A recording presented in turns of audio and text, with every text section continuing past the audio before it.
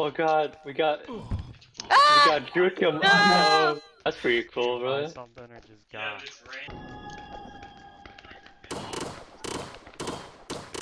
Yeah, I don't Heck, know in Manitoba. Xenoblade. oh Isn't my it? god, that's so Yeah, but loud. it's I I think cried. I think I crashed it. I accidentally hit tab. Hey guys, that was a recap of Farm Survivor's once again most successful playtest. This time around, I'm going to show off some of the bigger changes that were made since the last devlog. The changes are as follows: structures, upgrade rework, UI update, separating shops, dialogue support, and other minor changes. Before I get started, I would like to formally note the new working title of the game as Farm Survivors. If I accidentally call it Project Zombie, oops. The first big mechanic added was plants. The reason this feature was added was to give the players an objective to protect, so they couldn't just kite the zombies around. Plants are purchasable objects that can be picked up and placed by players. I plan to have many varieties that influence gameplay. If you have any suggestions for a type of plant, let me know in the comments. The sunflower is the first plant that I made, which is a special one. It has to be protected or you will lose your run. Container plants are, as the name implies, containers for other plants. Other plants that are placed in them are protected until the box is destroyed. Some plants will need to be planted in a container to gain their effects or have additional benefits. Shooter plants are also pretty straightforward. They will attack zombies. Finally, grower plants are plants that will grow between zombie waves and provide some sort of benefit to the player, such as a health kit tree or an ammo tree.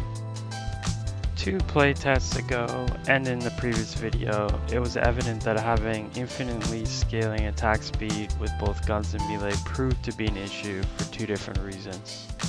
For melee, I am using an area that is based on the mesh of the melee weapon, and when that area collides with a zombie, it deals damage. When your attack speed gets too high, the frames of the animation, which scales based on the attack speed, become so few that it doesn't consistently collide with the zombies. On the other hand, for guns, having such a high fire rate would make you accidentally empty an entire clip into a zombie and waste majority of your bullets. Thus, I decided to cap the attack speed, currently it's at 50% but may change. Every time you hit the cap, your attack speed resets, but you gain an additional melee projectile or bullet. I once again redid some of the UI elements to make them rounded and simple and modern looking. I do like the simpler look, but it still feels kind of cheap. If anyone has any suggestions, please let me know. The amount of items was becoming too much and the random shops were becoming annoying. To solve this, I separated the shops into a melee, plant, gun, and general store. General stores have everything but plants. Plant stores have plants/constructs. And guns and melee stores have their guns/weapons and their upgrades.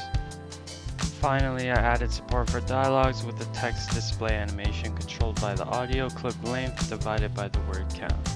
This provides an easy way to make text look less cheap, even though the words won't be 100% synced.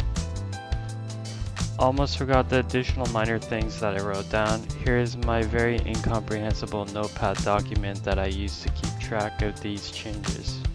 Important things to note are zombies being consistent through each run. Previously the special zombies spawn randomly, now there's a determined amount each wave to remove RNG elements for high scores in the future.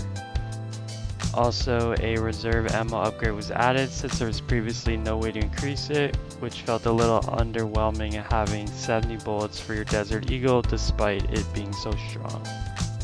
Well, that pretty much wraps up everything that was worked on since the previous devlog.